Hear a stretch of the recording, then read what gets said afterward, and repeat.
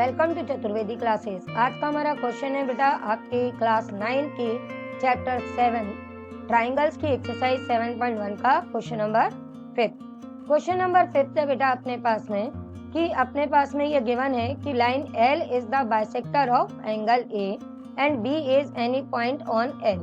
BP and BQ are perpendicular from B to the arms of angle A. Show that triangle APB congruent to AQB, BP is equal to BQ और B is equidistant from the arms of angle A.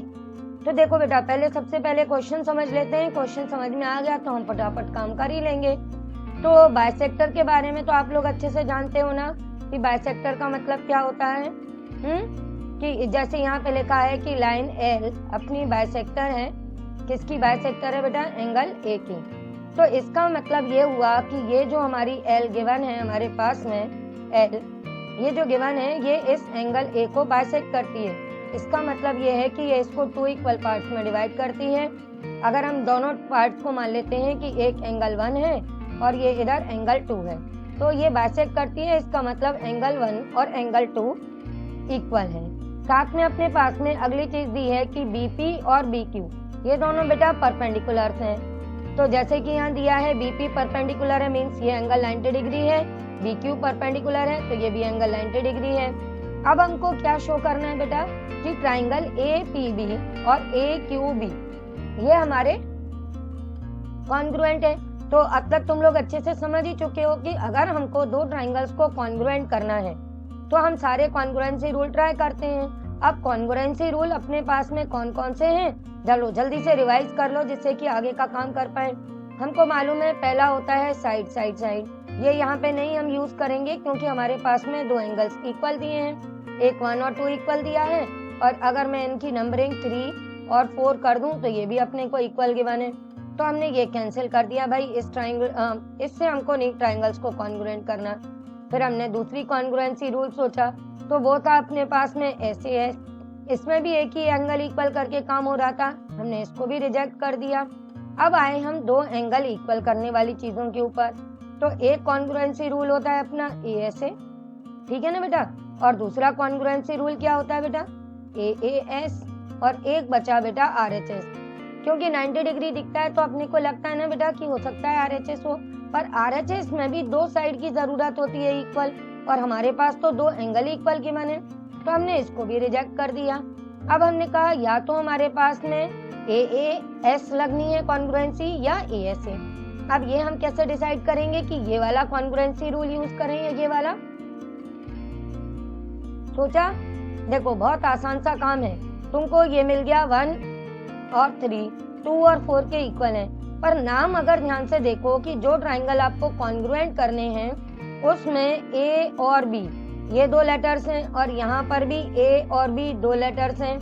तो याद आया इसका मतलब क्या हो गया, दोनों में एक एक साइड AB है। और जैसे ही हमको ये मिला तो हमें पता चल गया कि ये इनकी कॉमन साइड हो गई AB।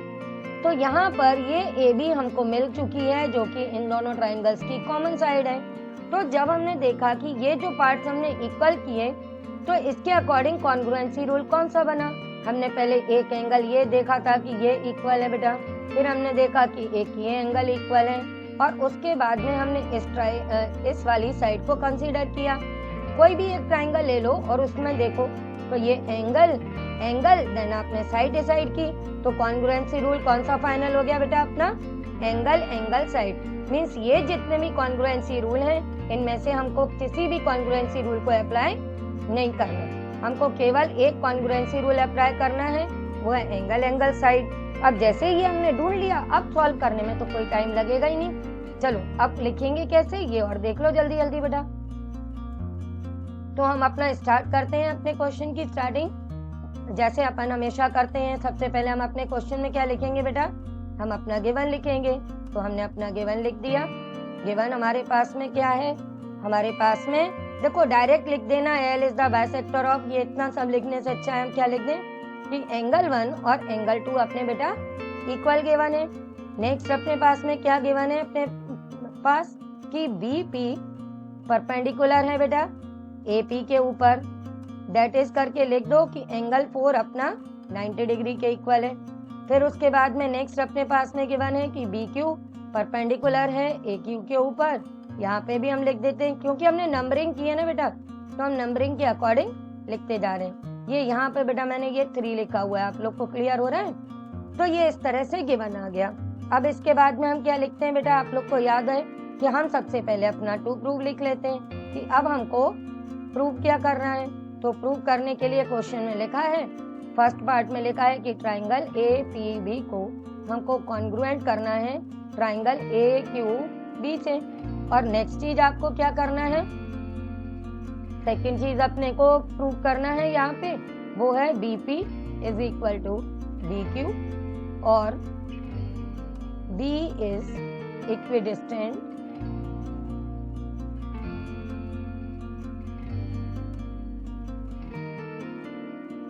From arms of angle A. समझ में आ गया? तो ये तो हो गया अपने को क्या करना है, और हम इसको अब कैसे करने वाले हैं ये भी तुम लोग को पता है। हम यहाँ पर बस AAS लगाएंगे और हमारा प्रूफ कंप्लीट हो जाएगा। तो अब हम इसी चीज को प्रूफ को अपने को स्टार्ट करते हैं। तो हमने अपना प्रूफ स्टार्ट किया। सबसे पहले हमको जो ट्राइंगल कॉन्ग्रुएंट करने हैं हमने उनके नाम लिख दिए। हमने लिख दिया in triangle APB and triangle AQB। अब APB का कौन सी चीजें हमने इक्वल की, सबसे पहले हमने एंगल APB का एंगल 1 चूज किया था और उसको इक्वल कर दिया था 2 के इक्वल।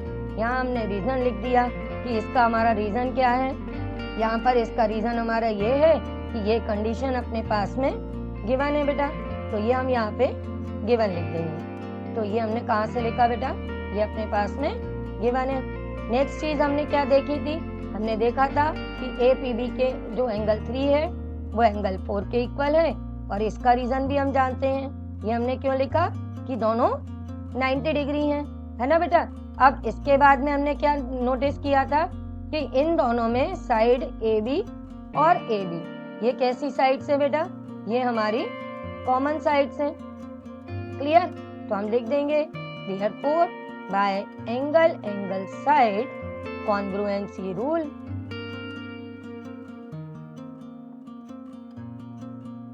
हमारे ट्राइंगल कॉन्ग्रुएंट हो गए। है ना इजी? एक बार बस आपको पता चल जाए तो फिर आप आसानी से कर सकते हो। तो ये हमने ट्राइंगल्स कॉन्ग्रुएंट कर लिए। अब ये तो हमारा फर्स्ट पार्ट कंप्लीट हो गया। अब सेकंड पार्ट के लिए आप क्या करोगे, अब लिख देना कि देखो हम जानते हैं कि जब साइड्स इक्वल करनी है तो CPCT से फटाफट हो ही जाता है।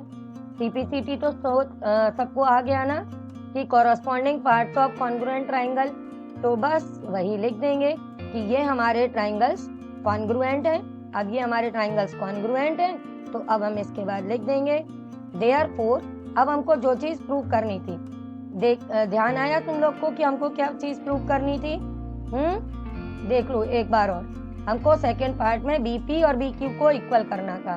तो अब ये ट्राइंगल्स कॉन्ग्रुएंट हैं, तो ये BP और BQ इक्वल हो जाएंगे। और ये जो इक्विडिस्टेंट लिखा है ना, इसका मतलब कि लाइन L से इनका डिस्टेंस सेम है। तो जब BP की लेंथ BQ के इक्वल है तो इसका मतलब ये इक्विडिस्टेंट हो गए। तो बस अब हम इसी चीज को नीचे लिख देंगे कि ये हमारे ट्राइंगल्स कॉन्ग्रुएंट है। देयरफॉर अब इसकी साइड देखो कौन सी है बेटा, अपनी BP, और ये इसके इक्वल आ गया BQ। रीजन हम लिख देंगे कि बाय CPCT। और इस तरह से अपना ये प्रूफ कंप्लीट हो जाएगा। अभी भी आपको कोई डाउट हो तो आप वीडियो के एंड में मेरे नंबर से आप मुझे व्हाट्सएप कर दो, मैं आपके डाउट्स क्लियर कर दूंगी। ओके बेटा।